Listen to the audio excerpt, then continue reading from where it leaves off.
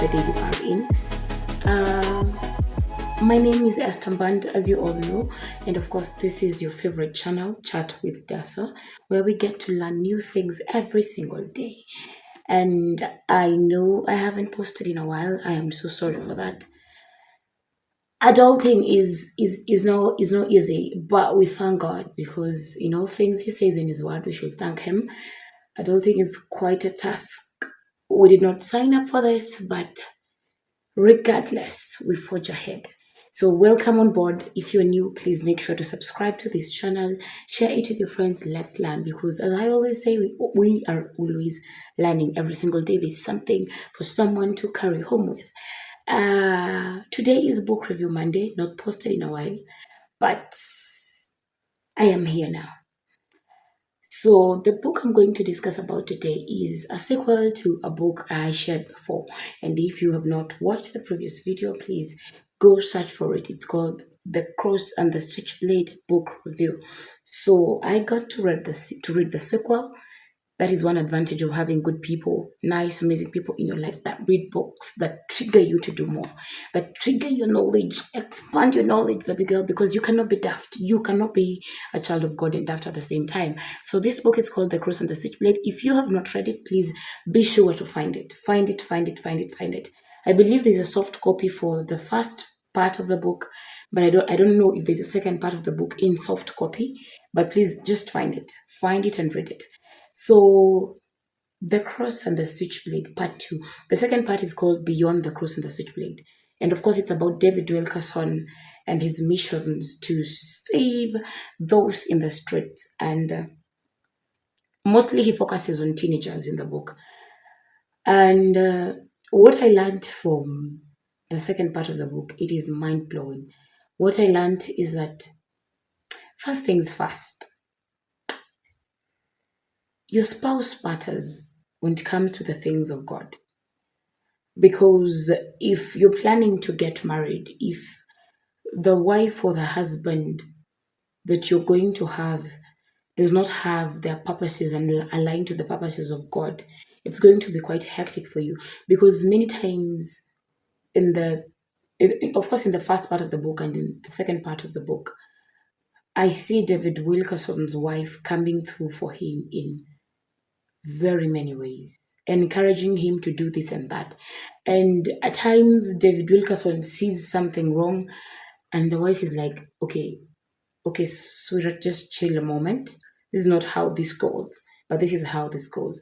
And at the end of everything, David Wilkerson actually sees that what the wife was saying is true, meaning that your spouse matters. And when it comes to kingdom matters, getting married to someone is not just about how attractive they are or how visionary they are or how much they know God. There's a lot to it. All these are important, but they all work in togetherness to achieve one goal, and that is the purpose that God created for you in this world. So choose your spouses right. Another thing I get is that some things in life will not just go away, because they're there to remind us that we need to be fully dependent on God. It brings me to the book of Corinthians, where Paul says that he had a thorn in his flesh. And many times he prayed that it would go away, but it didn't. It was there to stay. And then he ends by saying that when I am weak, then I am strong. Therefore, most gladly, I'd rather rejoice in my infirmities. And David Wilkerson mentions his anxiety when it comes to flying. And of course, his mission was to reach to nations. And every place he'd go to, using a bus was a hectic option. So the easier option for him was to fly a plane. And he was always anxious about flying planes. And many times, he asked God, please take this away from me. And it never went. And you could be like, hey, so God can be this unfaithful. But he says that some things are there to stay, to make sure that you fully depend on God. Because when you're having everything going for you, you'd be like, This is it, yo. This is it. What else do I need? I have all. I have all. I have it all.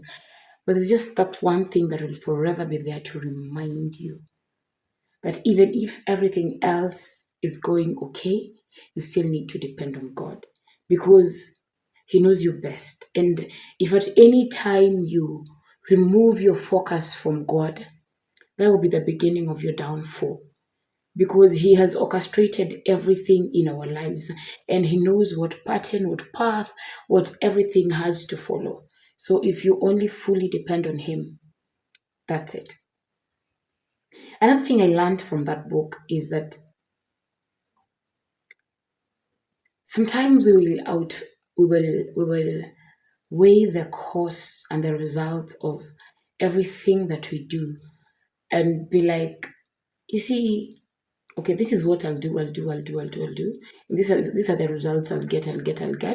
And the results, this is what the results will do to me.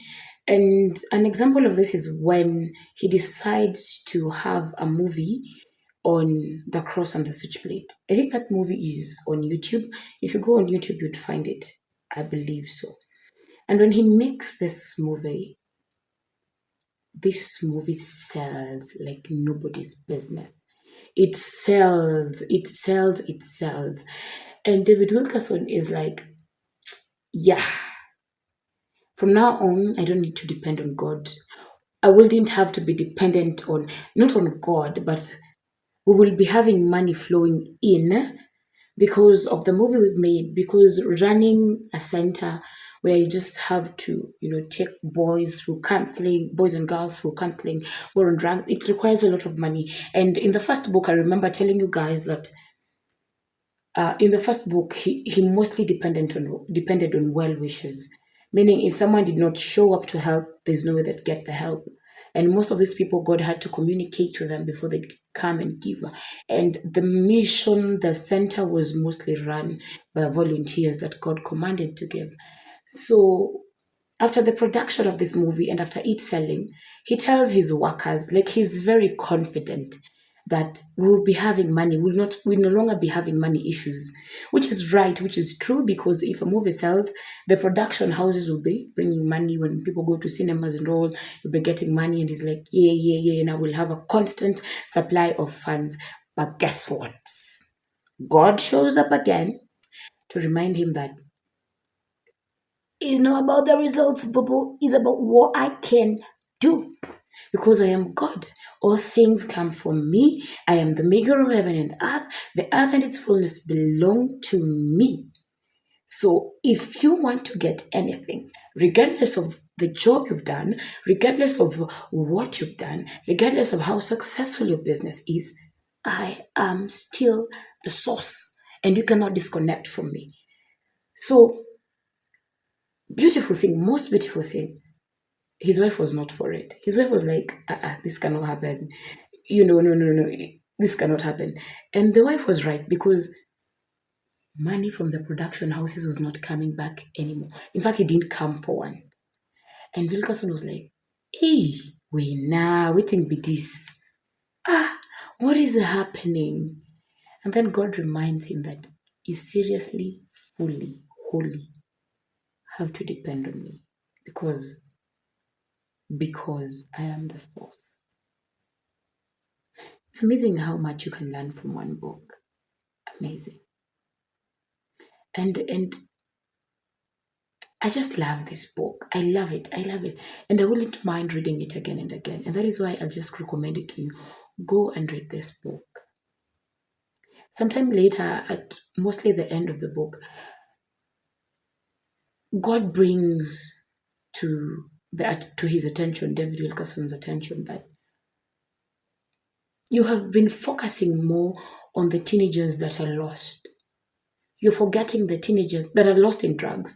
You're forgetting that there are other teenagers that are really trying to do the right things. And they have to force themselves to fit in because doing the right thing seems wrong. You need to applaud them. You need to strengthen them enough. And now he has to shift his focus from from the children, the kids drowning in drugs, alcoholism, and now come to those that actually have problems within. And this attention is drawn to her when he's in a meeting, to him when he's in a meeting, and the lady raises, not a lady actually, a teenager raises this concern. And the lady's like, why are you not thinking about us? We are neglected. Nobody cares whether we are living right or not. And David Wilkerson comes and thinks like, yeah, this is true. Because if I empower these kids that are living in truth, they'd be more effective in addressing these other kids that are drowning. And I'm like, God calls us to wholesomeness. The purposes of God are wholly to align us to his things. And he did not call us to address just one part of the problem and leave the other part of the problem. If he calls you to the teen world to help them, it is for you to help both the teen that is walking rightly and the one that is not walking rightly, because all of them are teens. So let us wholly depend on God. And let us choose to hear him. Let us choose to hear him. And sometimes there's what he calls the trysting place. I think that's the first chapter of the book. And that part reminded me that sometimes you need to go back. Look at him. Just go back and look at how God has been working. And from that, you can really have the confidence that, you know what? He walked me out of that. How can he not walk me out of this? How can he not? Because the Bible says he's the same yesterday, today, and forever. Meaning there is no day that he'll change. Meaning if he worked this out, he is faithful, more than faithful, to work the other thing out. All you need to do is trust and obey and hear him and do all he asks you to say. And as you're doing that, submit your will to him, fully to him. In that you cannot do anything without asking him, God, is this what you really want me to do? Is this really what you want me to do? This book is mind-blowing, guys. Just go and read it. Go and read it, Beyond the Cross on the Switchblade. And you cannot read the second part of the book without reading the first part of the book, because, following things up makes more sense than skipping, then coming back, then skipping. Anyway, that's it for today, guys. I hope this video was a blessing to you. And I am very grateful to God for David Wilkerson, because if he had not heeded to the call of God, we will not be learning these things today.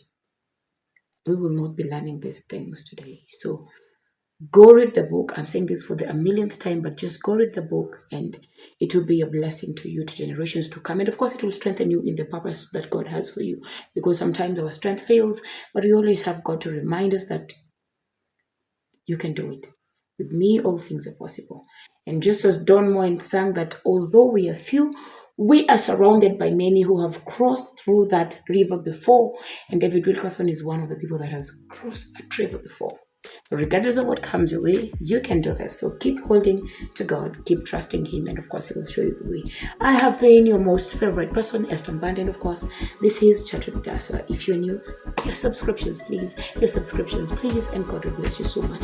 Share this video, let us learn together, let us give each other hope, because you know what, we are one thing, the body of Christ. God bless you so much. Bye. Thank you for your loyalty. See you next time. Bye.